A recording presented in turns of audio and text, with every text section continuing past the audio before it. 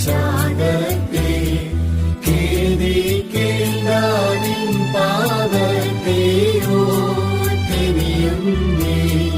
നീ കുറ്റം ചെയ്തതിനല്ലോ ഞാൻ കൊണ്ടടികൾ ഏതൻ കനി നീ തിന്നതിനായി കൈപ്പും കുടിച്ചേ ഞാൻ നഗ്നതയാൽ നീലകൾ ചാത്തി നഗ്നതയോടെന്നെ അവർ തൂക്കി ഞാൻ ചിന്തിയ രക്തത്താൽ പോയി കോപം